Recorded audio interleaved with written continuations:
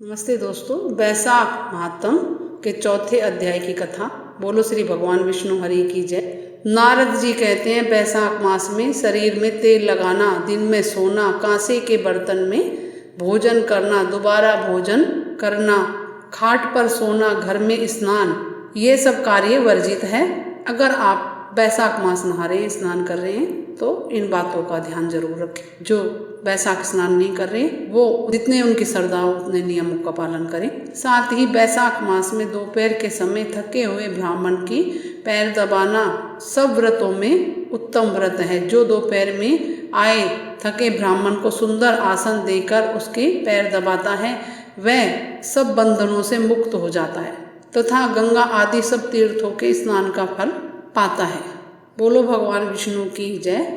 इसके साथ ही मनुष्य रोगहीन और मोटा ताजा होकर भी वैशाख मास में स्नान ना कर सके, नहीं करता हो, तो उसको चांडाल योनि की प्राप्ति होती है। वैशाख मास की संक्रांति के दिन जो बाहर जाकर किसी तीर्थ पर स्नान नहीं करता वह 100 जन्म लेता है। साथ ही वैशाख मास में अन्नदान अथवा जलदान न करने से निश्चय पूर्वक सभी दुखों से मुक्त नहीं होता। वैशाख मास में नदी में स्नान करके भगवान विष्णु का ध्यान करने से निश्चय ही 3 जन्मों के लिए पाप नष्ट हो जाते हैं। इसके अलावा प्रातः काल समुद्र में गिरने वाली नदियों में स्नान करने से 7 जन्मों के पाप और उषा काल में सप्त गंगा में स्नान करने से करोड़ों जन्मों के पाप नष्ट हो जाते हैं। जाह्नवी, वृद्धु, गंगा, कालिंदी, सरस्वती, कावेरी, नर्मदा और त्रिवेणी, यह सप्त गंगा है।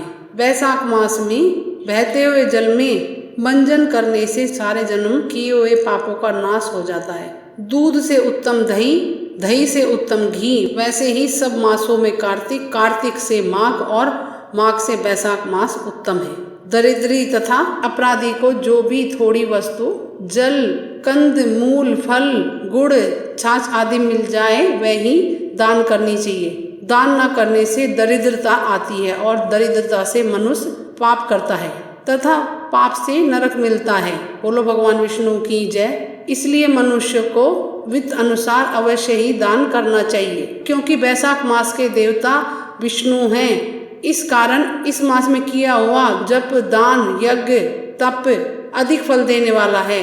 और वैशाख मास में भगवान विष्णु से प्रार्थना करें। बोले, हे भगवान, मैं वैशाख मास की संक्रांति से स्नान करने की कामना करता हूँ, कृपया आप इसको पूर्ण करें तथा हे मधुसूदन, मैं स्नान करके आपको अर्घ देता हूँ, आप इसे ग्रहण करें। गंगा आदि सब तीर्थ मेरे अर्घ को ग्रहण करें, ग्रहण करके मुझ पर प्रसन्न हो। आप समदर्शी पापियों पर भी कृपा करने वाले मेरे अर्घ को ग्रहण करें और यथोचित फल देवें। इस प्रकार अर्घ देकर स्नान करके वस्त्र पहन अपना नित्य नियम करें और वैशाख में उत्पन्न होने वाले फूलों से भगवान का पूजन कर तथा वैशाख की कथा सुने, वैशाख महात्म सुने।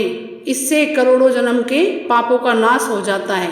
जो तुलसी दही से भगवान का पूजन करता है वह सार्वभौम राजा होकर अनेक जन्मों में विधिवत सुखों को भोगता है और फिर अपने कितने ही कुलों के साथ विष्णु की सायुज मुक्ति पाता है।